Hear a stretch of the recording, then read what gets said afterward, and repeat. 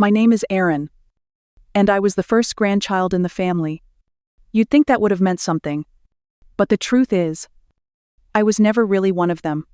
Growing up, I always felt like the extra seat at the table. I was there. Yes. But only because someone had to be. I learned early on how to smile at the right time, nod when needed, and stay quiet when my cousins made decisions like I didn't exist. I wasn't loud. I wasn't flashy. I didn't know how to perform the way they did. And I guess that made me forgettable. Somewhere along the way, they stopped inviting me to things altogether. No one said it out loud. But I knew my place. My grandmother was the only one who ever made me feel like I wasn't invisible. She remembered my birthday without needing a Facebook reminder. She saved the macaroni art I made in 2nd grade and kept it in her sewing room like it was priceless. When I stayed at her house, she would wait until everyone else had gone to bed, and then call me downstairs for midnight tea. That was our time. Just me and her and the quiet. She never told me I needed to be louder or more like them. She'd just pour the tea and say, "You see more than you say." That's a strength, not a weakness. She passed 3 days ago. It still doesn't feel real. The house is too quiet now, and the world feels like it should have stopped spinning. But it didn't. I'm back at the estate now. The one they all love to brag about in holiday cards but never really visit. It's the kind of place people photograph to make themselves look important. Brick walls, curved staircase, antique doorknobs, and a silence that holds 100 years of memories. Today's the will reading. I know what's coming. I've seen the way they whisper to each other, the glances they exchange when I walk in the room. They're already planning the renovation. Probably booked the contractors before the funeral even ended. But I'm here because she wanted me to be. She told me, not long before she died, that there would be things they wouldn't understand, that it wasn't my job to explain, just to remember. I didn't know what she meant at the time, but I think I'm starting to. So I'm walking up these stairs again, past the portraits and the creaky spots I used to avoid at night. I'm holding the rosewood box she gave me the week before she passed. It still smells like her perfume. They're all downstairs waiting. Suits, designer bags, fake sympathy. I can hear them laughing from the hallway. It's not even noon, and someone's already opened champagne. They don't see this place as a home. To them, it's just square footage and resale value. But to me, it's stories, smells, small kindnesses hidden in dusty corners. It's where I learned that quiet doesn't mean empty. It can mean full of things no one else cared enough to see. Sonu. I was never really one of them. But I belonged to her. And that's enough for now. The dining room smelled like truffle oil and old money. They'd hired a private chef, set up a mimosa bar, and printed out place cards like this was some kind of brunch party. I stood there holding my coat, still not sure whether I was supposed to sit or serve. Tasha was already live on Instagram, walking her followers through the antique silverware. She called it a vibe. Like grief could be curated and edited for engagement. Chloe handed out menus from a vegan bakery. She wanted to cater the estate's future events. Brandon greeted the lawyer with a handshake and a pitch. Something about rebranding the mansion as a boutique experience? I don't think he remembered what we were actually there for. Or maybe he just didn't care. Angela, my grandmother's lawyer, looked tired, but polite. She'd always had a soft spot for me. Maybe because I was the only one who showed up for those meetings when Grandma was sick. She asked everyone to sit down. No one really listened. The room had too many voices and not enough listening. Brandon talked over Angela before she finished the second sentence. Tasha kept texting someone named Lex about lighting fixtures. Chloe asked if the wine cellar could be turned into a meditation space. Angela tried to keep the tone respectful, but she was barely holding their attention. The words, estate, and distribution made their eyes light up like a holiday sale.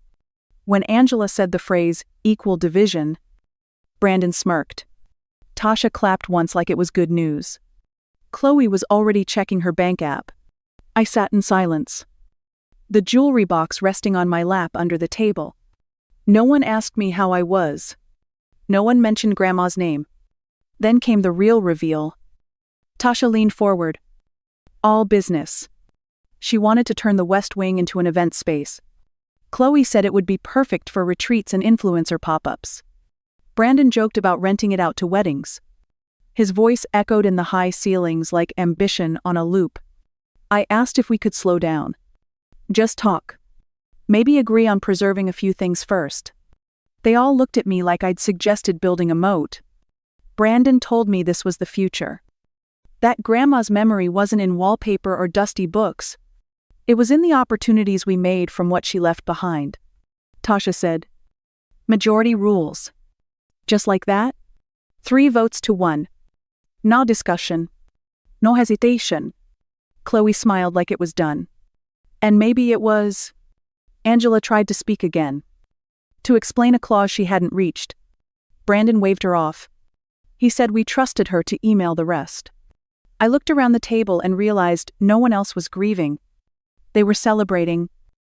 Like the house had finally been freed from the woman who loved it too much to sell. To them, she'd been a roadblock. To me, she was a compass. The West Wing they wanted to gut was where she used to read to me as a kid. It still smelled like her perfume and old paper. I asked if we could leave that part untouched. Just that one section. Chloe said it was wasted space. Brandon called it sentimental clutter. Tasha pulled out swatches and started talking paint colors. I didn't say another word. What was the point? They'd already decided. They didn't need my vote. Or my presence. Or my permission. So I sat there, watching them toast to profit and progress. Watching Angela fold the papers back into her briefcase. Her mouth tight and unreadable. They didn't see the dust in the corners or the cracks in the foundation. They saw a brand. A backdrop. A business plan. They saw numbers where I saw memories. When I left the room, no one noticed. They were too busy taking selfies.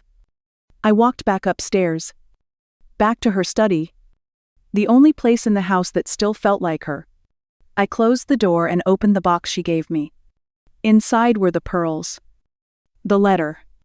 And something else? A copy of the will. The full version. The one Angela hadn't been allowed to read. I traced the edge of the page with my thumb. Heart pounding in the quiet. Patience. She had written, "It's always louder than noise." It was late. Sometime past midnight. And the rest of the house had gone quiet hours ago. I found her in the study. Sitting in her old wingback chair. Wrapped in that worn blue shawl she always said was too ugly to throw away. She looked tired. But not weak. She never looked weak. She patted the seat beside her without saying a word. I curled into it like I used to when I was a child. And we sat for a while without filling the silence. Her hands, though thinner now, still moved with that slow, deliberate grace I had memorized over the years. Then she handed me the jewelry box. Rosewood. Polished. Edges smoothed by time and touch. I recognized it. It had lived on her dresser for as long as I could remember. Tucked between perfume bottles and photographs. She said it belonged to her mother before her. And her mother before that. But now it was mine. I didn't know what to say. So I didn't say anything. I just held it. She told me there was a letter inside. That I should read it when the time felt right. She didn't explain what it was about. She didn't need to. I asked her why she was giving it to me now. She smiled.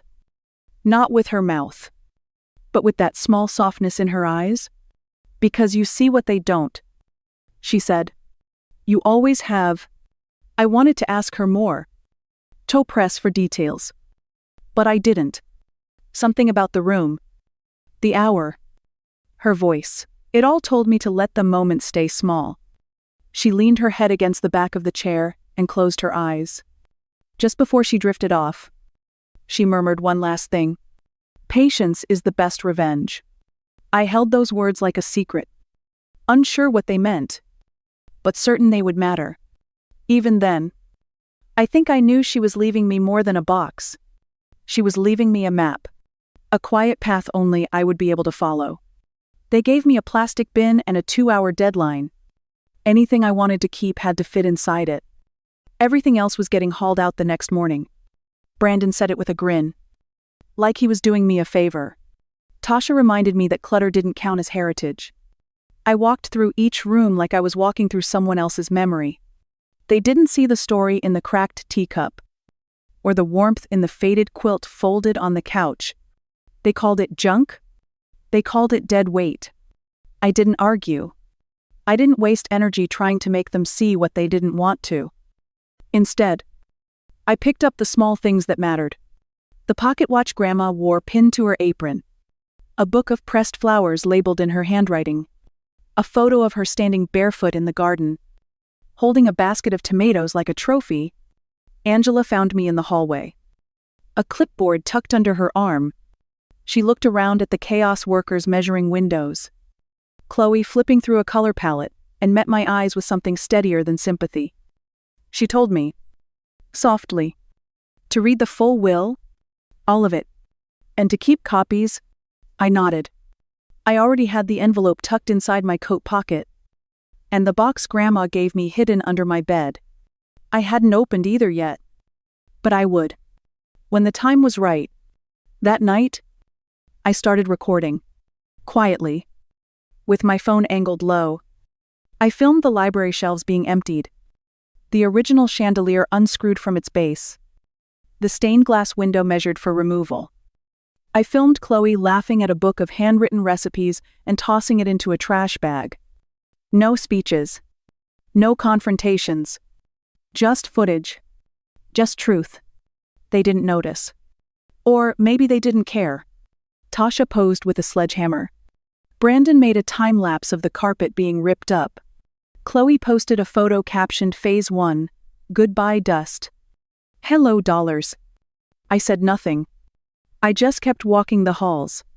I touched the walls like I was saying goodbye. But not to the house. To who they thought I was? Because the girl they ignored wouldn't stop them. But the woman they overlooked might. The first swing of the hammer came just after breakfast. A sharp crack echoed through the foyer like a warning shot. I was standing in the hallway outside the library when I heard it. It felt like someone had struck a bone. They started with the chandelier. It hung from the center of the ceiling like a memory, layered in dust and history.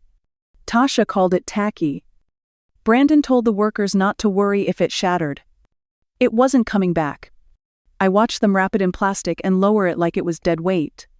One of the chains snapped. The glass hit the ground in a slow-motion crash, scattering like broken time. No one flinched. They moved next to the shelves. My grandmother's library had never been just for show. She read every book. Underlined passages. Folded pages. Scribbled notes in the margins. Now, Chloe stood on a ladder tossing them into boxes labeled discard. I stepped closer and picked one up from the pile. The spine was cracked. The pages soft from use. I turned to the inside cover. Her name was there in faded ink, written the way she used to sign birthday cards. I held it for a moment, then slid it into my coat pocket without saying a word. Brandon directed a contractor toward the wall of family portraits. He wanted the space cleared for a projector screen. He said weddings needed presentation areas. I said nothing. I knew which one they'd take down first. The carpet went next. Thick. Woven. Hand-dyed in a pattern my grandmother once told me reminded her of wild strawberries. Chloe said it smelled like mildew. She didn't notice the embroidery patch near the corner where my grandmother spilled tea and refused to replace it because it told a story. I stayed in the corner as they tore up the boards beneath it. Each plank creaked like it remembered being walked on by someone with more grace. Someone who loved it just the way it was. They laughed a lot that day. Posed for photos. Made jokes about ghosts and outdated taste. No one saw me in the corner with my phone. No one asked why I was still there. But I stayed. I watched. I documented. And when the portrait of my grandmother was finally taken off the wall, I turned and left the room. I didn't cry. I didn't scream. I just walked upstairs to the study. shut the door, and placed the rescued book beside the jewelry box. The house was being emptied piece by piece. But she wasn't gone. Not yet. Not as long as I remembered where her heart had lived.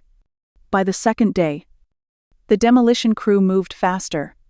The banisters were gone. The wallpaper peeled in strips. And the air was thick with dust and noise. I moved from room to room, camera steady in my hand, the lens capturing every careless decision, every smirk, every forgotten story being torn from the walls. Chloe strutted through the gutted hallway in heels, too high for construction, holding up swatches of pastel paint. She laughed when she stepped over the remains of an old armchair Grandma used to read in. Brandon followed behind her, filming content for what he called their renovation journey. He told his followers the mansion was finally getting a personality. They called the study haunted. They said the kitchen smelled like old people. They joked about hosting Halloween parties and selling tickets. I didn't say a word. I stood beside the cracked window and filmed their voices bouncing through hollow rooms that used to feel like shelter. Tasha found a stack of handwritten letters in a drawer and tossed them aside, saying nobody cared about cursive anymore. She called them outdated. I took them when she wasn't looking and tucked them into my coat. She never noticed. They started calling me the house ghost. Said I floated around with my camera like some sad spirit. Brandon told me to smile more. Chloe called me Miss Havisham. Tasha warned the crew to ignore me. I was just sentimental, she said, and a little unstable. None of them knew what they were giving me. Every word, every sneer, every video they posted online became evidence. Each joke about profits. Each plan to turn Grandma's sanctuary into a party venue. To build the case, they didn't realize they were writing. Angela sent a text asking how things were going. I replied with a photo of the chandelier's remains and the caption Demolition Day 2. Her response was short. Good. Keep going. That night, I returned to the study and sat by the fireless hearth, watching old clips on my phone. Chloe making fun of the wood paneling. Brandon recording an ad for sponsorships. Tasha bragging about future bookings. All of it cataloged. All of it time-stamped. I reached for the letter tucked inside the jewelry box and read it again. The words felt different now. Not like a warning. Like a prophecy. Patience is the best revenge. She'd known. Somehow. She'd always known they wouldn't protect what mattered. That it would take more than love to preserve what she built. It would take evidence. It would take strategy. It would take me. I looked up at her portrait leaning against the bookshelf. Not yet destroyed. Not yet forgotten. She seemed to be watching. And no. She didn't look amused. She looked ready. Just like I was. The study was quiet. Except for the soft shuffle of paper as I opened the envelope Angela had told me to read. It was thicker than I expected. The will folded neatly in thirds. Her handwriting in the margins. I sat at the desk where Grandma used to write holiday cards and unfolded it. Page by page. Letting the words sink in. Most of it I already knew. Equal shares among the grandchildren. Maintenance costs divided. Standard legal phrases dressed up to sound fair. But then I turned to page 14. It wasn't highlighted. It wasn't marked. Just a paragraph near the bottom. Buried in legal language that would have meant nothing to someone skimming. But I didn't skim. I read every word. Any structural changes to the original features of the estate must be agreed upon by all inheriting parties and approved by the local historical board. Failure to comply will result in immediate forfeiture of inheritance rights, with all shares transferring to the sole heir, who upheld the preservation clause. I stared at it, blinking once. Then again. I read it out loud to the empty room. Each word a little clearer. A little heavier. She knew this would happen. She'd built the safety net herself. I thought about Brandon filming his renovation updates. About Chloe stripping wallpaper while laughing about sage green walls. About Tasha tearing down the library shelves and calling it decluttering. They weren't just being disrespectful. They were voiding their claim. I sat back in the chair and let the weight of it settle. They were handing me the house. Not because I asked. Not because I fought. But because they didn't care enough to read. It was all here. In black and white. And I had the videos. The photos. Their own words online. Every hammer swing. Every insult.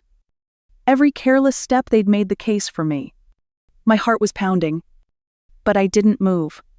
I didn't rush to tell anyone. I just sat there with the paper in my hands and the fire rising low and steady inside me. They thought I was weak because I stayed quiet. Because I didn't shout when they laughed. But they forgot the truth. Sometimes silence isn't surrender. It's preparation. Each morning, I walked the halls with my phone in hand like it was part of me. The screen stayed dark. The camera running in the background, catching everything they thought was harmless. They didn't care that I was filming. They thought I was just being dramatic. Sentimental. They were too busy making content to notice I was gathering evidence. Brandon bragged about contractor connections. Chloe filmed a reel with a trending audio loop. Dancing through the exposed beams in what used to be the conservatory. Tasha joked about launching an Airbnb line called Ghost Glam. I documented all of it. Their posts, their voices, their plans. The mess they were building with their own hands. Angela checked in almost daily. Nothing long. Just quiet messages asking how things were going. I'd reply with a photo. A timestamp. Or a single sentence. She never said much back. She didn't have to. I labeled every video. Dated each photo. I made folders and backups and saved everything to the cloud. Their destruction had a pattern. And I was following it step by step. Sometimes I wondered if they ever noticed how many rules they were breaking. Permits never filed. Load-bearing walls moved. Original materials tossed without inspection. But they didn't slow down. They wanted fast results. Fast money. They wanted the launch party to go viral. In the evenings, I sat in the study and stitched clips together. Their champagne toasts paired with the sound of sledgehammers. Chloe mocking the antique wallpaper. Then slipping on a loose floorboard and swearing. Brandon laughing about turning the attic into a hookah lounge. The case was building itself. All I had to do was keep watching. I wasn't angry anymore. Not the way I had been. This wasn't about emotions. It was about facts. About proof. About letting the truth walk itself into the light. Angela called one night just after sunset. Her voice was calm. She said, "You're doing well. Keep collecting. We're almost there." I looked around at the stripped walls. The empty frames. The house they no longer saw as home. Then I looked down at the footage on my screen. Each second, a quiet nail in the coffin they were building themselves. They thought they were turning the page. But they never even read the clause. I didn't have to rush. I just had to wait. Let them write their own ending. I was already holding the next chapter.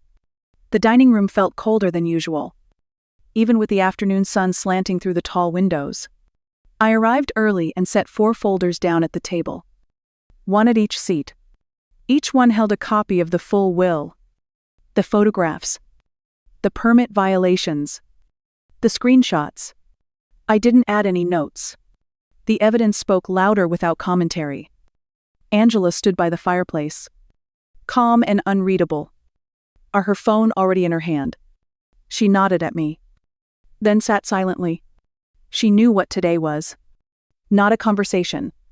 A shift? Brandon walked in first. Still wearing his branded sweatshirt and holding a cold brew. He looked at the folders and raised an eyebrow. "What's this?" "Homework," he asked. Grinning. I said nothing. I just pointed to his seat. Tasha followed behind, tapping on her phone. She glanced at the papers and sighed. "Are we doing this again? We already divided everything." Chloe drifted in last.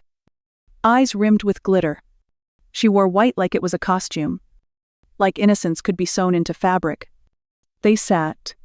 They didn't touch the folders. I cleared my throat and told them the truth. That there were parts of the will they hadn't heard because they refused to listen. That their actions might have consequences beyond bruised egos and dust-covered shoes. Brandon laughed. Tasha rolled her eyes. Chloe asked if this was going to take long, because she had a Zoom call at 4. Angela stood then. She didn't raise her voice. But something in her tone shifted the air. She told them to open the folders. Told them to read. Just the first few pages. Brandon flipped one open and skimmed. His smile faltered. Tasha leaned over to glance at his copy, frowning as she caught the words, "Preservation Clause." Chloe blinked at a photo of herself dancing in front of a broken stained glass window. I watched the shift happen slowly. Brandon leaned back in his chair. Tasha's fingers tapped the table. Chloe said, softly, "I don't understand." I told them I had evidence. All of it. Every post. Every decision. Every moment they treated Grandma's house like a disposable stage set. Brandon tried to joke again. Said lawyers were always dramatic. But his voice was thinner now. Les sûrs. Angela placed a document on the table without a word. Permit violations. Forged signatures. Unapproved structural changes. No one spoke. I stood then. Slowly. And met each of their eyes. I told them this wasn't about revenge. It was about responsibility. And now, whether they liked it or not, the house was speaking for itself. They just didn't like what it had to say. Angela didn't raise her voice. She didn't have to. She flipped through the folder, like she was turning pages in a book she'd already memorized. Her voice stayed steady as she pointed to highlighted lines. Signatures. Dime stumps. Printed screenshots of Chloe's Instagram reels. Brandon's sponsorship deals. Tasha's emails to vendors. The words didn't land all at once. It took a moment for them to see it. To really understand what was in front of them. Then Angela reached page 14 and paused. She looked at Brandon. Then Tasha. Then Chloe. Then me. "This is the clause you skipped," she said. "The one you would have heard if you hadn't interrupted me." She read it out loud. The room was so quiet I could hear the rustle of paper under Brandon's fingers. Any unauthorized changes to the historical structure, without unanimous consent and board approval, results in immediate forfeiture of inheritance. All rights revert to the heir who upheld the preservation conditions. No one breathed. Brandon stood up fast. "That's ridiculous," he snapped. "No one enforces that kind of thing." Tasha said it had to be symbolic. Some legal footnote that didn't hold weight. Chloe just stared at a picture of herself posing in front of the fireplace. Now gone. Angela didn't blink. She slid the next page across the table. It was a screenshot of the bank loan agreement in Brandon's name, dated before the will had been executed. She tapped the line that confirmed the estate had been used as collateral. "That's fraud," she said plainly. "You can't borrow against property you don't legally own." Tasha turned to him, her voice rising. "You didn't tell us that. You said the money came from your savings." Brandon didn't answer. Chloe looked like she might throw up. Angela kept going. Construction without permits. Altering protected architecture. Public documentation of violations. Digital proof of intent to commercialize a historical residence. Every item added weight to the silence. Every piece of paper tightened the noose they'd tied for themselves. Brandon tried to argue, but his words stumbled. Tasha said we could fix it. Offer to reverse some of the renovations. Angela said it was too late. Damage had already been done. The clause had already been triggered. And under the terms of the will, all 3 of their shares were now eligible for forfeiture. I didn't gloat. I didn't need to. I just sat there and watched them come undone. They weren't angry at me. They were angry at the mirror they had been forced to look into. And what stared back wasn't grief or legacy. It was greed. For once, I wasn't the one being talked over. I wasn't the one dismissed or pitied. I was the one holding everything they thought they deserved. And I wasn't letting go. It didn't take long for the fallout to reach them. The bank froze Brandon's accounts within the week. The sponsors Chloe had lined up pulled out one by one. their brand statements suddenly full of polite distancing. Tasha's event company quietly removed her name from the website. No one wanted to be tied to a scandal involving inheritance, fraud, and destruction of a historical site. They stopped posting. The glossy reels and curated captions disappeared. And then, one morning, they showed up at the house. I watched them from the upstairs window as they stood in the driveway, side by side, but no longer united. Their clothes looked less put together than usual, and their eyes were tired. Tasha held a manila envelope. Chloe clutched a purse that looked smaller than I remembered. Brandon's hands stayed in his pockets, like he wasn't sure whether to knock or turn back. I opened the door before they rang the bell. No one spoke at first. Tasha said they just wanted to talk.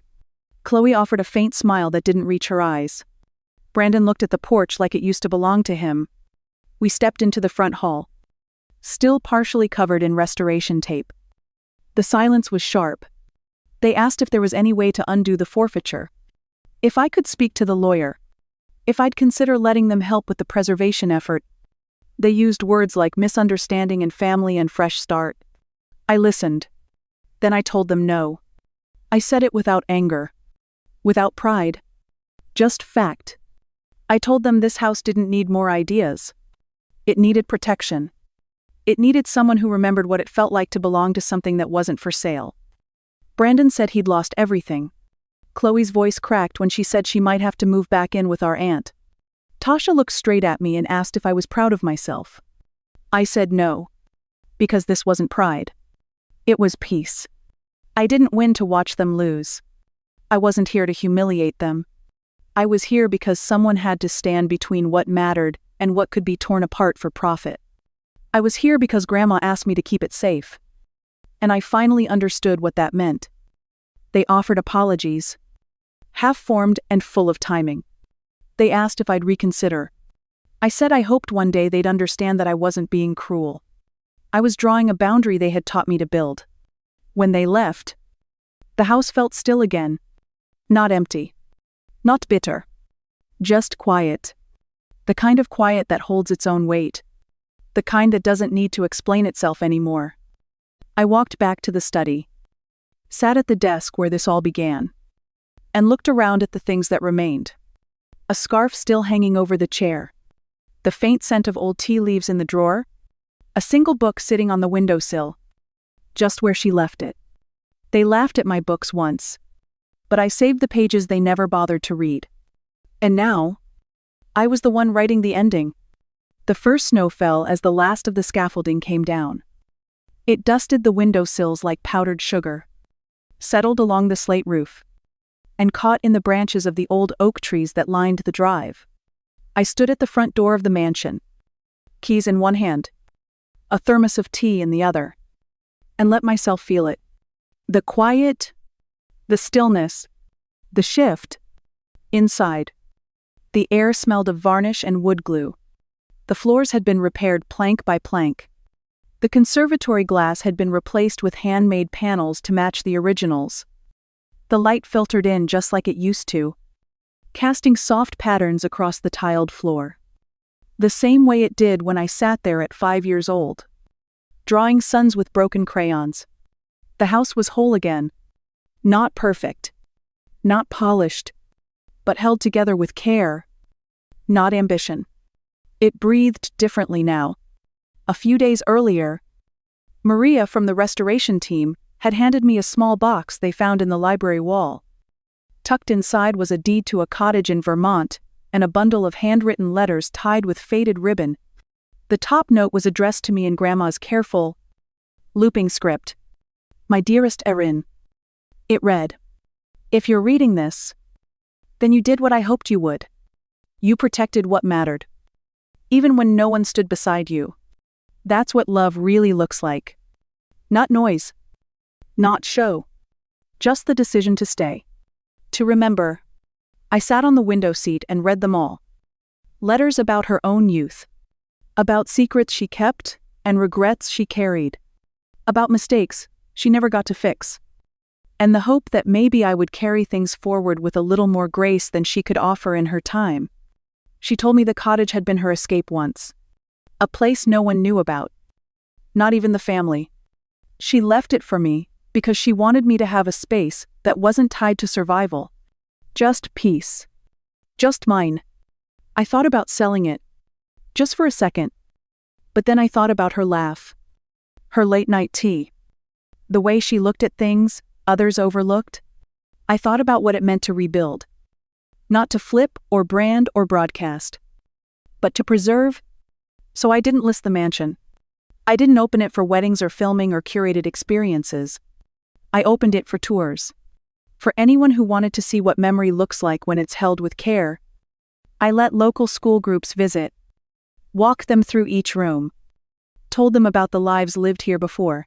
Everything had a price tag. Some days, I'd find older visitors standing silently in the library. Tears in their eyes. Hands brushing over the edges of worn books. Other days, I'd catch young kids sketching the stained glass. Trying to match the colors. I didn't fix everything. The past was still what it was. But I honored it. And that felt like enough. On the mantel above the restored fireplace, I placed the jewelry box. Next to it, a small frame with Grandma's final line from her last letter. Victory without compassion is just another kind of failure. She never wanted me to become like them. She just wanted me to remember who I was. And now, I did. Not bitter. Not broken. Just still standing. Still choosing grace. And still hers. If you've ever been called dead weight, I want you to hear this. You're not. You were never the problem. You were just the person they couldn't control. So they tried to minimize you. Maybe you were the quiet one. The one who didn't interrupt. Didn't push back. Didn't chase validation. Maybe you watched everyone else move ahead while you stayed in the background. Wondering if your stillness made you invisible. I know what that feels like. They called me a ghost in my own family. Said I was stuck in the past. Too soft to lead. Too small to matter. But they were wrong. I wasn't stuck.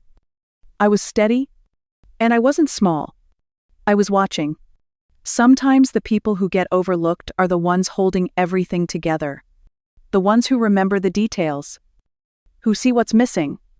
Who notice what others rush past. We don't fight for the spotlight. We fight to protect what no one else even sees. And maybe you've done that.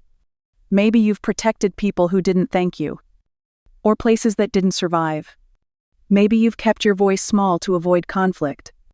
Maybe you've accepted being left out because arguing just made it worse.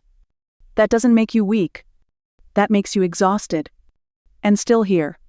If you're still here, still standing, still carrying pieces of what mattered to you, you've already done the hardest part. You've survived not being seen. They say revenge is loud. But I've learned the most powerful kind is quiet. It looks like walking away without burning anything down. It looks like rebuilding when no one's watching. It looks like reclaiming space you were told you didn't deserve. So if you've been called dead weight, tell me what you've carried. Tell me what you've kept safe. I want to hear it. Because chances are, it mattered more than they ever knew. Leave your story below. If you feel ready, I'll be reading. And maybe someone else who feels like they don't belong will read it too. And realize they're not alone. You don't have to become loud to be heard. You just have to keep standing long enough for the truth to rise. And it will if